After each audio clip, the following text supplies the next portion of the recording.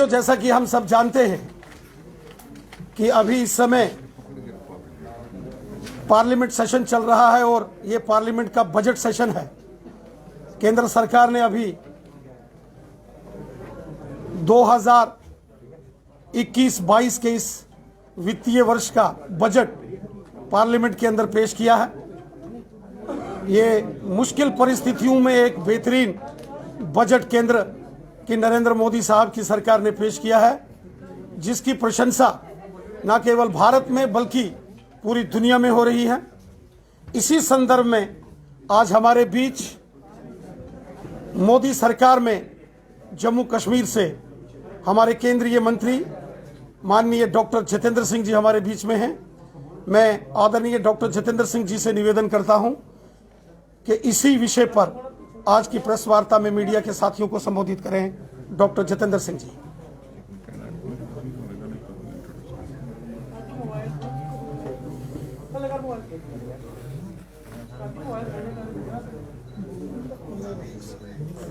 सबसे पहले तो दोस्तों मुझे लगता है कि आज आप सब बधाई के पात्र हैं 4G के लिए, क्योंकि सबसे अधिक इसका जो अभाव महसूस हो रहा था वो पत्रकार साथियों को और छात्रों को। मुझे लग रहा है कि इस मांग की पूर्ति के बाद कम से कम अध्यक्ष जी से एक दिन के लिए और कोई मांग नहीं रखी जाएगी। Thank you. अब जैसा कि कहा गया, आज देश भर में जो अभी 1 फरवरी को बजट प्रस्तुत किया गया उसको लेकर के कार्यक्रम आयोजित किए जा रहे हैं। इसका जो आर्थिक पहलू है वो तो आपने देख लिया, अध्ययन भी कर लिया, उसके ऊपर टिप्पणियां भी हुई हैं, लेख भी छपे हैं, बहुत ज़्यादा चर्चाएं भी होती रही हैं। लेकिन इसको समाज में कैसे ले जाना है, क्योंकि आप समाज के केवल सूचक ही नहीं, उनके ओपिनियन मेकर भी हैं। तो समाज को किस दिशा में ले जाना है वो हम सब का मिला जुला दायित्व है, जिसमें मीडिया का भी एक विशेष भूमिका रहती है। और जिस दिन ये बजट प्रस्तुत हुआ और मुझे कहा गया था मीडिया को ब्रीफ करने के लिए, तो उस दिन भी मैंने पहला वाक्य यही कहा था, the first thought that occur to me is कि budget 21-22 is in tune with post covid India vision. तो कोविड काल के गुजर जाने के बाद जो पोस्ट कोविड दौर आने वाला है, क्योंकि जैसा हम सब जानते हैं कि कोरोना ने अकस्मात सारी दुनिया को ग्रस्त किया। We were not prepared, none of us was prepared. लेकिन जिस प्रकार भारत उभर करके आया है एक उदाहरण बन करके विश्व भर में, और उसका सर्वश्रेष्ठ श्रेय जाता है प्रधानमंत्री मोदी जी को, उनकी कार्यशैली जिसमें जो वो निर्णायक भी हैं, जिसमें वो निष्ठावान भी रहते हैं, both decisive as well as preemptive in is approach. जो अर्ली लॉकडाउन उसका एक उदाहरण है। लेकिन इसके उपरांत जब विश्व का प्रत्येक देश अपने आप को संभालने में जूझने लगा है, तो मैं देख सकता हूं कि भारत एक प्रथम श्रेणी का देश बनकर के उभरेगा and India will be a member of the front line nation community of the world. और उसके लिए हम किस प्रकार उस भूमिका के लिए अपने आप को तैयार करें, मैं कह सकता हूं कि ये बजट उसका एक विजन डॉक्यूमेंट है, उसकी एक रूपरेखा है। और इसीलिए मैंने उस दिन कहा था कि normally a budget is a document of economics, but the budget 21-22 goes beyond the realms of economics and emerges as a vision document of post covid India. क्योंकि एक और विश्व भी हमारी ओर देखने लगा है, दूसरी ओर जब अन्य रिसोर्सेज का अभाव होगा तो जो अनएक्सप्लोर्ड पोटेंशियल्स हैं हिंदुस्तान में वो किस प्रकार से उपयोग में ला सके। और इसी समझ को लेकर के, इसी अध्ययन को लेकर के हमारे प्रायोरिटी एरियाज, हमारी प्राथमिकताएं निर्धारित की गई हैं, जिसको कहा गया in popular phraseology 6 pillars of the 21-22 budget. और पहली बार स्वतंत्र भारत के इतिहास में स्वास्थ्य क्षेत्र के लिए 137% वृद्धि करके 2 लाख करोड़ से अधिक की राशि निर्धारित की गई। और ये इसलिए भी महत्वपूर्ण है कि बहुत समय से चिकित्सा जगत के लोगों की ओर से भी ये मांग आ रही थी कि भारत में स्वास्थ्य के लिए बहुत कम प्रतिशत बजट निर्धारित किया जाता है।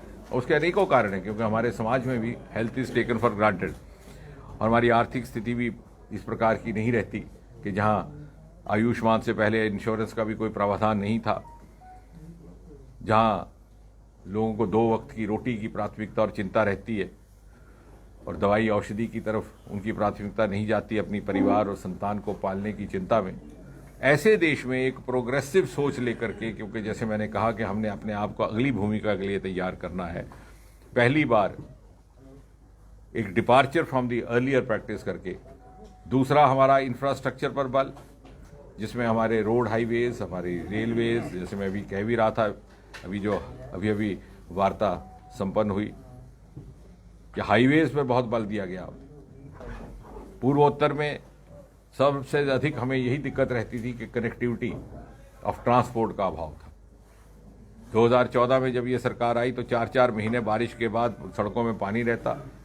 कम से कम 2-3 प्रदेश ऐसे थे जहां किसी ने रेलगाड़ी नहीं देखी थी, हवाई अड्डे अभी बने नहीं थे। 5 साल के बाद आज north east is being cited as a example of development model, और प्रधानमंत्री जी का आदेश है कि वही फोकस अब जम्मू कश्मीर पर भी दिया जाए, जिस पर आपका एक्सप्रेस रोड कॉरिडोर बनने वाला है। जिस प्रकार बिकॉज अ कंट्री, जैसे जॉन कैनेडी ने कहा था कि America is great not because of is known not because of great highways but it is great because of great highways. तो हाईवेज का बनना, कनेक्टिविटी ऑफ ट्रांसपोर्ट के कारण बहुत सारे अन्य क्षेत्रों में ईज ऑफ डूइंग बिजनेस आ जाता है, ईज ऑफ गवर्नेंस आ जाता है, उसके ऊपर बल दिया जाना, जिसमें 3500 करोड़ रुपए का हमारा कटरा दिल्ली का एक्सप्रेस कॉरिडोर भी शामिल है। रेलवे के ऊपर 1-1.5 लाख करोड़ का बजट है, जिसमें हमारे 40 करोड़ का बजट केवल कटरा से कश्मीर तक जो रेलगाड़ी अगले 2 साल में पहुंचेगी उसके लिए निर्धारित किया गया है। मेट्रो दोनों राजधानी क्षेत्रों में श्रीनगर और जम्मू में 2-3 वर्ष में प्रारंभ हो जाएगी। और इसके अतिरिक्त कोई ऐसा वर्ग नहीं है समाज का, क्योंकि अक्सर ये अटकलें लगाई जाती थी कि इस बार का बजट बड़ा कठिन होगा, बड़ा हार्श होगा, इसमें टैक्स बढ़ जाएंगे, इसमें कीमतें बढ़ जाएंगी, लेकिन इसके विपरीत देखने को ये मिला कि कोई ऐसा वर्ग नहीं रहा समाज का जो किसी न किसी प्रकार से लाभार्थी ना रहा हो। उदाहरण के तौर पर जहां पर विद्यार्थियों को नेशनल एजुकेशन काउंसिल देकर के नए सैनिक स्कूल घोषित करने का ऐलान हुआ है, उसी प्रकार national education policy huge departure from the past, उसके ऊपर भी राशि निर्धारित की गई है। उसमें एग्जिट एंट्री की प्रावधान रहेगा। अगर आप 2 साल पढ़ाई छोड़ देते हैं वापस आके उसी सब्जेक्ट में जा सकते हैं तो आप जा सकें। जहाँ तक युवाओं का संबंध है, startup India, stand up India, Modi ji ने हमें एक योजना दी थी, लेकिन स्टार्टअप्स के लिए जो टैक्स हॉलीडे का अवधि काल था उसको 1 साल बढ़ा दिया गया। जहाँ दूसरी तरफ आप देखें, इसी स्पेक्ट्रम के दूसरी तरफ जो एल्डर सिटीजन्स हैं, 75 वर्ष से आयु के ज़्यादा, उनके लिए पेंशन लेने वालों के लिए इनकम टैक्स रिटर्न भरने की दुविधा से मुक्ति प्राप्त कर दी गई। महिलाओं के लिए 8 करोड़ गैस सिलेंडर पहुंचा दिए गए थे, 1 करोड़ का और प्रावधान हुआ है। टैक्स पेयर को भी राहत मिली है। टैक्स एपेलेट गठित कर दी गई है, जिसके बारे में सुनील जी वकील होने के नाते बेहतर जानते हैं कि फेसलेस टैक्स एपेलेट, ये वो जो बीच के लोग हैं बिचौलिए, वो कुछ तरह से किसी को शिकायत ना हो, उसका मौका ना मिले। तो हर वर्ग की चिंता करने का काम इस बजट के दौरान हुआ है, क्योंकि आने वाले समय में, जैसे मैंने कहा, इस भूमिका को निभाने के लिए विश्व हमें स्वीकार कर चुका है, लेकिन हमें अपने आप को इस भूमिका को निभाने के लिए तैयार करना है। वी है बाई फेजिक सोसाइटी। एक तरफ हमारे 70% जनसंख्या ऐसी है जो 40 वर्ष से कम अवस्था की है, दूसरी तरफ हमारे एब्सोल्यूट नंबर ऑफ +60 सिटीजन्स भी बढ़ते जा रहे हैं। तो किस प्रकार we are going to be the richest resource pool of youth for the world. जैसे जैसे देशों में जहाँ नौजवानों की कमी है वहाँ हमारे युवा हाथ जाएंगे। और इसी प्रकार जो हमारे +60 who are at the peak of their expertise, experience and profile, उनको किस प्रकार से सदुपयोग में लाया जाए, इन सारी बातों की चिंता करके इस बजट के द्वारा आने वाले समय में भारत की भूमिका सामाजिक स्तर पर और अंतर्राष्ट्रीय स्तर पर निर्धारित करने वाला एक बजट दिया गया है। मैं उसके आंकड़ों में जाना नहीं चाहता, हालांकि यहाँ उपलब्ध है, परंतु कुल मिलाकर के ये कहा जा सकता है कि जहाँ तक जम्मू कश्मीर का संबंध है, हमारे इसी के साथ साथ इंडस्ट्रियल पॉलिसी जुड़ गई है 28,000 करोड़ रुपए से अधिक की, और जैसा मैंने पहले भी निवेदन किया कि पिछले 6-7 वर्षों में मोदी सरकार के आने के बाद प्रधानमंत्री मोदी जी के नेतृत्व में ये भी प्रयास किया गया कि संतुलित विकास रहे हर प्रत्येक क्षेत्र का, और धीरे धीरे हमारे मानसिकता से वो वहम जाना चाहिए कि फलां क्षेत्र को अधिक मिला, यहाँ अधिक नहीं मिला, बल्कि बहुत सारे ऐसे प्रोजेक्ट्स हैं जो दोनों जगह सैंक्शन हुए थे, वहाँ परिस्थितियाँ प्रतिकूल होने के कारण यहाँ उन्होंने गति अधिक पकड़ी है। चाहे आपका एम्स का प्रोजेक्ट है जहाँ पे 25 छात्रों का सिलेक्शन हो चुका है, डायरेक्टर की नियुक्ति फाइनलाइज हो गई है, एक आध दिन में उसका आदेश जारी हो जाएगा, अभी वहाँ पे चालू नहीं हुआ।